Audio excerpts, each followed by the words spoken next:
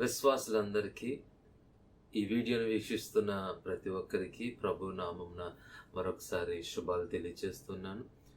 ఈ good Friday అనగా ఈ మంచి శుక్రవార ఆరాధన కొరకు ఏర్పాటు చేయబడిన 7 మాటలు, ప్రభు అయిన యేసుక్రీస్తు శిలువ మీద నుండి పలికిన ఆ 7 మాటలను మనము ధ్యానించనే ఉన్నాం.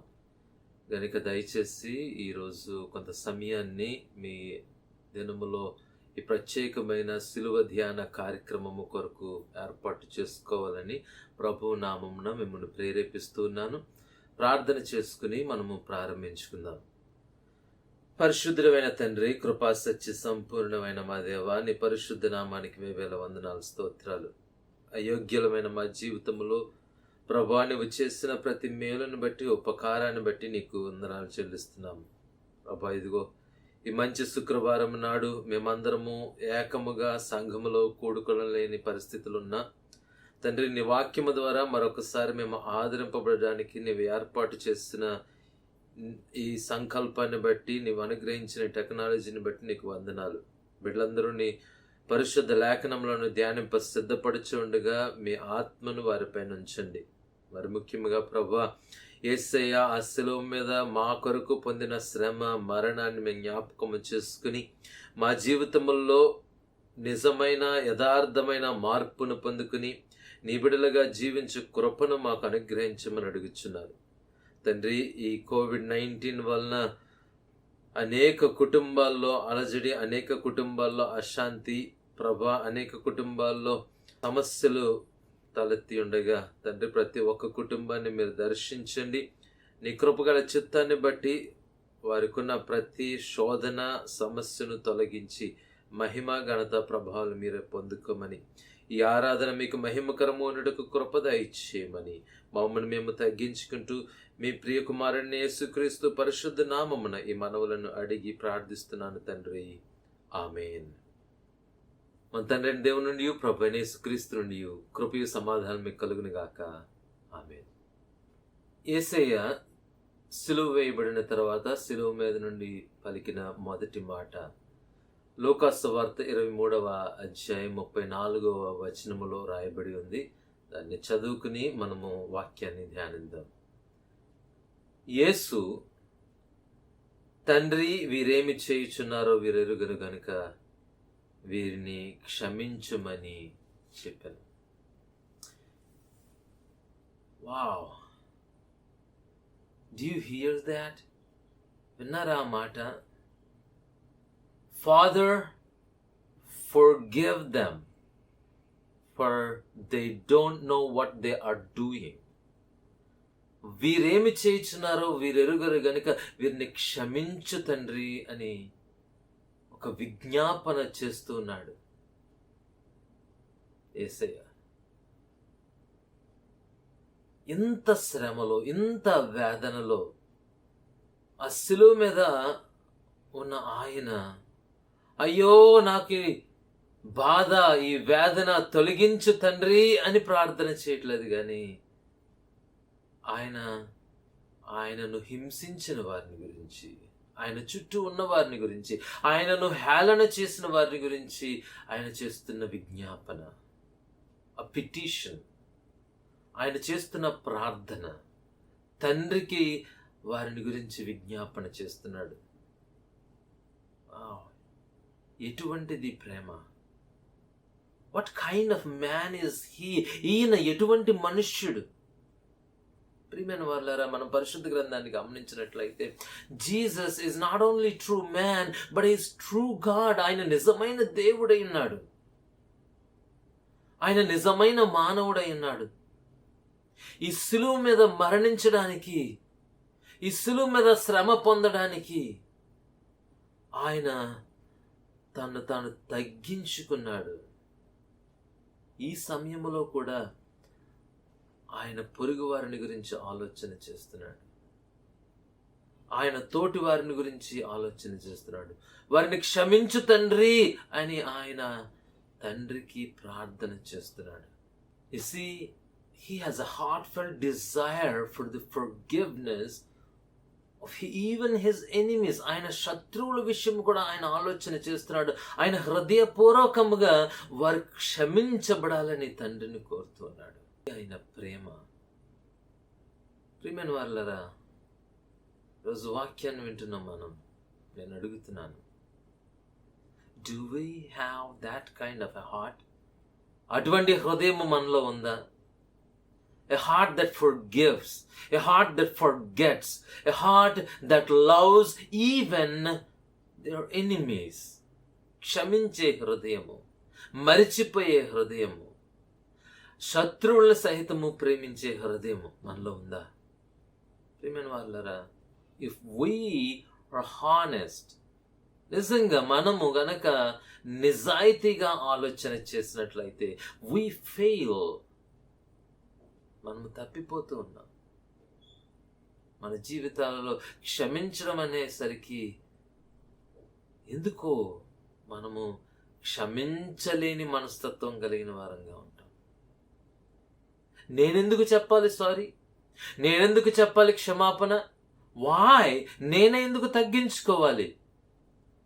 మోరోవర్, మన నేచర్ ఎటువంటిదనంటే కక్ష సాధించే తత్వం, పగ పెంచుకునే తత్వం, ఎదుటివాడిని క్షమించే గుణము మనలో చాలా తక్కువ చాలా సందర్భాల్లో. ప్రియమైన వాళ్ళారా, వాక్యంలో రాయబడిన మాట, కొలస్సీలకు రాసిన పత్రిక 3:13 అపోస్తలుడైన పౌలు అంటున్న మాట ఏంటో తెలుసా? ప్రభు మిమ్మును క్షమించులాగన మీరును క్షమించుడి అంటున్నాడు. You see, it's so important that we should forgive. మనము క్షమించవలసిన వారమై ఉన్నాము.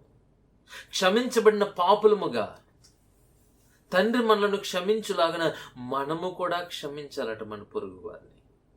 యేసయ్య శిలువ మీద మొట్టమొదటిసారిగా ప్రప్రథమముగా ఆయన మాట్లాడుతున్న మాటే, లార్డ్ ఫర్గివ్ దెమ్. ఆయన శత్రువుల కొరకు చేస్తున్న విజ్ఞాపన. ఆయన గురించి ఆలోచన చేయట్లేదు. ఆయన ఉన్న శ్రమ వేదన గురించి ఆయన దుఃఖపడట్లేదు. కానీ ఎదుట వారిని గురించి ఆయన ఆలోచన చేస్తున్నాడు. వారిని గురించి దుఃఖిస్తున్నాడు. వారు క్షమించబడాలని పరిపూర్ణంగా హృదయపూర్వకంగా ఆయన ఆలోచన చేస్తున్నాడు. ప్రియమైన వాళ్ళారా, we need forgiveness. మనకి క్షమాపణ అవసరం. ఎందుకంటే క్షమాపణ లేనిదే మనము దేవుని దృష్టికి ఇష్టలుగా ఉండము. we need to repent. మనము పశ్చాత్తాపపడాలి. తండ్రి నుండి క్షమాపణ పొందుకోవాలి. For all the sins that we have committed in our lives. మన జీవితాలలో మనం చేస్తున్న ప్రతి తప్పుకి, ప్రతి పాపానికి క్షమాపణ పొందుకోవలసిన వారమై ఉన్నాం. అంతేకాదు, మన ఎడల ఎవరు ఏ తప్పు చేసినా వారిని క్షమించబద్దులమై ఉన్నాం. యేసయ్య ఒకసారి తన శిష్యులతో మాట్లాడుతూ మత్తయి సువార్త 18:22 అంటున్నాడు కదా, పేతురు అడుగుతున్నాడు, ప్రభువా, మేము మా తోటి వారిని ఎన్నిసార్లు క్షమించాలి? ఎన్ని మార్లు మేము క్షమించాలి?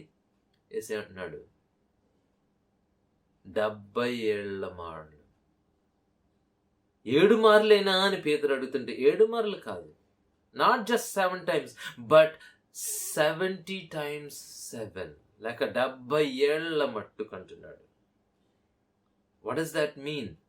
దాని అర్థం ఏంటి అని అంటే, మనము నిత్యము క్షమించు వారమై ఉండాలి. మన పొరుగు వారిని, మన శత్రువుల్ని సైతం. యేసయ్య ఆ శిలువ మీద దానికి మాదిరిని చూపెడుతున్నాడు. తను తగ్గించుకున్నాడు. నీ కొరకు, నా కొరకు ఆయన శిలువ వేదనలో ఉంటూ, ఎంత ఘోరమైన అవమానాన్ని ఎదుర్కొంటూ, ఆ వేదనలో కూడా తన పొరుగు వారిని గురించి ప్రార్థన చేస్తున్నాడు. అందులో నువ్వు నేను మనందరం ఉన్నాం. మన గురించి, మనము క్షమించబడడానికి, మన పాపములు తుడిచివేయబడడానికి ఆయన ఆ శిలువ మీద త్యాగాన్ని చేయడానికి తను అప్పగించుకున్నాడు. అందులో ప్రేమ ఉంది, అందులో దయ ఉంది, అందులో కృప ఉంది.